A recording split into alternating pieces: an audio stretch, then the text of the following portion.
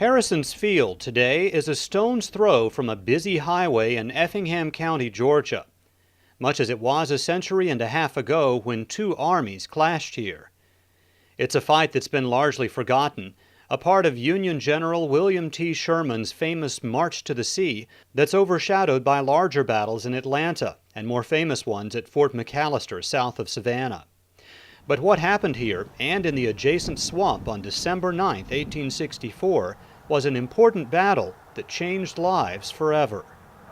This is the beginning of the first initial punch by Sherman towards the city itself. As Sherman was making his way down from Atlanta, the Confederacy still didn't really know where he was going. At some point they realized, hey, he's coming towards Savannah.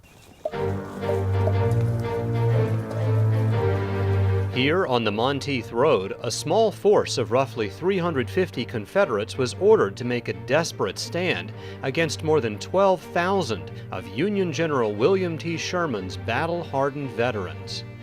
The massive blue-coated force was part of Sherman's left wing, the 20th Corps, with the Black Pioneers clearing the roadway for the Union advance, and regiments from Connecticut, Ohio, Pennsylvania, New York, New Jersey, and Wisconsin bearing the brunt of the engagement.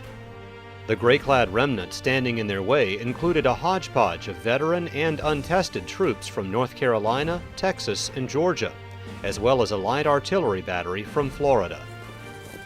The Confederates broke dikes and flooded nearby rice fields, raising the water level in the freezing cold swamp on either side of the road. They felled trees and piled up brush to create obstacles. Then they dug in behind earthen fortifications and waited for Sherman's soldiers to arrive. Fall in on your piece! Fire! Fire! When Sherman's troops arrived on the scene, they found at least two Confederate field artillery pieces, and the Confederate infantry dug in behind rifle pits and trenches.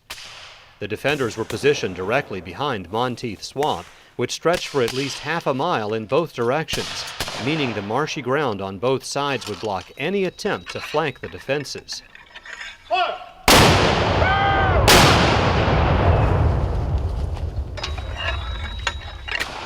After Federal attempts to remove the felled trees failed, sharp fighting ensued. Fire! No, quick! The 1st Brigade, 1st Division of Sherman's 20th Corps made a frontal attack, but failed to dislodge the Confederates, causing the thousands of Union troops behind them to stack up like an accordion. Reinforcements from Sherman's 2nd Brigade left the road and tried to flank the Confederate left, but became bogged down in the marsh. Then the Federal 3rd Brigade entered the fight around 3 p.m. and plunged resolutely into the freezing swamp. One Yankee soldier described the marsh here as being at least 500 yards wide and several feet deep. These Union troops fought their way through the swamp and over the Confederate obstacles, emerging behind the Confederate troops and forcing them to retreat. Fall back! Fall back! Let's go! Let's go! Let's go! In the rush, the Confederates left behind much of their equipment, but managed to retrieve their flags and cannons and march back to Savannah. Go! The battle lasted about 4 hours, with Union commanders reporting 1 man killed and 7 wounded. Confederate losses were listed as 14 killed and at least 4 captured.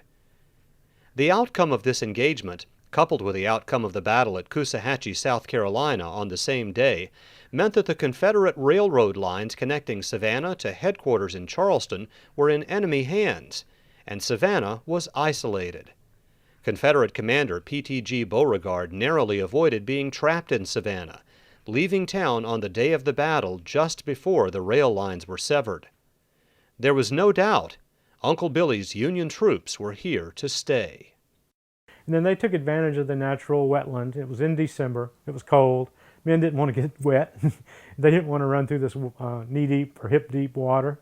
But they did anyway. And it was just a matter of how long it took them to kind of get around this obstacle to get back behind the Confederates. They were a very tough, experienced army, and which had been through some brutal fighting. Eventually we'll get troops in behind these people, and that'll be the end of that.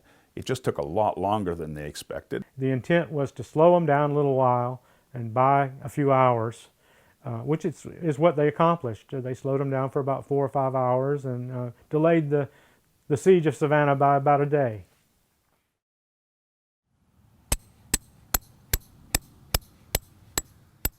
In 2010, archaeologist Dan Elliott of the LAMAR Institute received a Battlefield Protection Program grant from the National Park Service to sift the soils of Harrison's Field and surrounding land in search of traces of this forgotten battle on the doorstep of Savannah. 159. This is the initial reconnaissance part of the survey. We're trying to find evidence for the battle. We're trying to find evidence for the encampment following the battle. But we're really after the information that's disappearing so rapidly. And a site like this is a site that's very much in danger. That's one of the reasons it was chosen. Well, we're trying to do it systematically, 20 meter by 20 meter samples, marking each object and digging it up to see what it is, deciding whether or not it's from the period of the battle or if it's historical objects or not.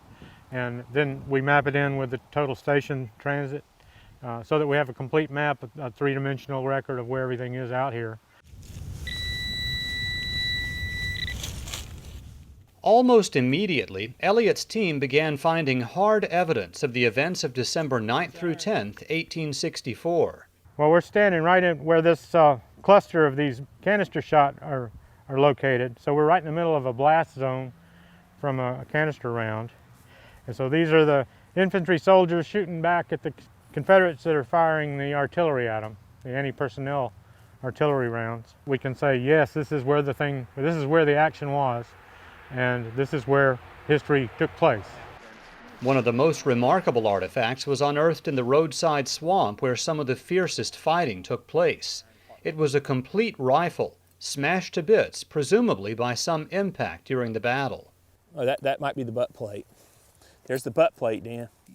Oh, that's the gun plate. Nice gun plate. Good identifiable gun plate, Dan. Part of it was still sticking up out of the ground, and we were real surprised when we saw it. And luckily, anybody had disturbed it because all the gun parts are laying as it was dropped. About an hour ago, we found a gun laying on the ground, and it's in the location where we think the Union troops are trying to outflank the Confederates, and they're getting shot at. And so we have, not very far away from this gun, we have fired Confederate bullets. So we think we're finding another piece of the battlefield here that we didn't know, we've just discovered, and hopefully can find more of it. But the exciting thing is this gun.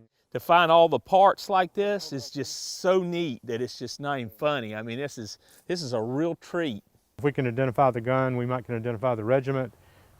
If we can identify the regiment, we might can identify the soldier that got hurt here, who might not have been able to bring his gun home. Look at this, Dan. Another gun? I don't know what it is. Too little. I guess it could be. Yeah, I bet it is. We could be looking at the fiercest firefight portion of the battle right where we're standing now. 19 grams. The rifle parts and all of the other myriad artifacts unearthed by Elliott's team were brought to his small but organized laboratory for cleaning and further study. The artifacts are washed, measured, sorted, and cataloged. Now these pieces of the past can begin telling their stories. But you can tell there's a lot more Union bullets compared to Confederate bullets. There are 12,000 Union soldiers attacking 350 Confederates, and that's pretty well manifesting itself in the bullet record. This is how archaeology is done. It basically reveals to us more pieces of the puzzle.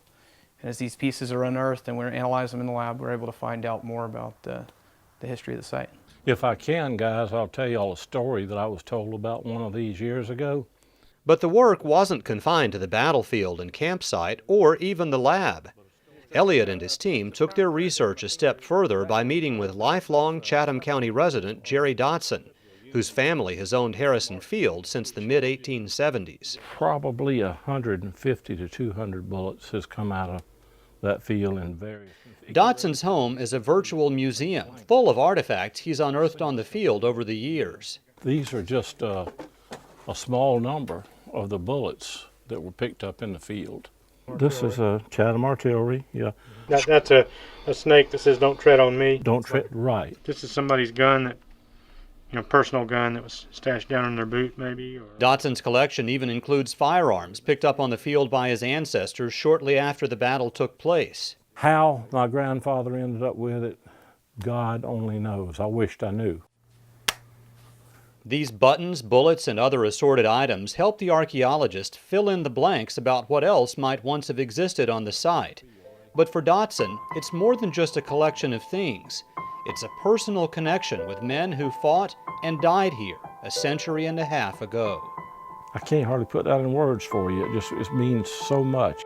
God, that had to be just terrible, having to do that, fighting against your fellow countrymen and all that. But to answer you, I can't imagine the feelings, that they had back then. But I can also understand why they did what they did.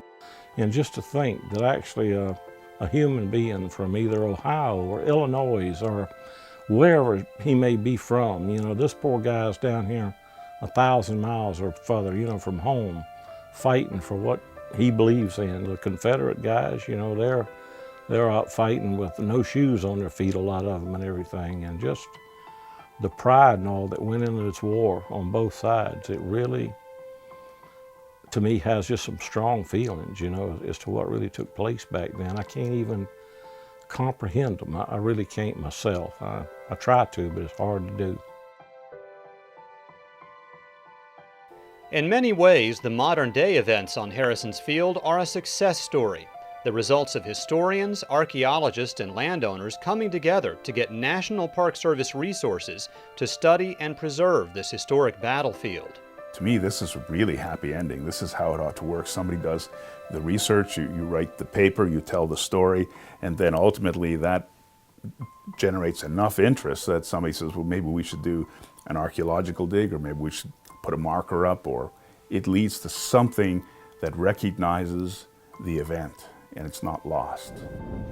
But there are threats just as menacing as the muskets and cannons that fired here a century and a half ago. In this case, commercial and residential development. It's up to individual landowners like Jerry Dotson to make sure the stories written here in blood and sweat are never wiped away. This field down here in the Harrison Field has been in my family for about 140 years now, and maybe a little longer. And as far as I'm concerned, it'll be there forever, and it'll be untouched. It's not going to be molested in no way. And I know that may change with generations to come, but not with me. It'll stay the same way right now.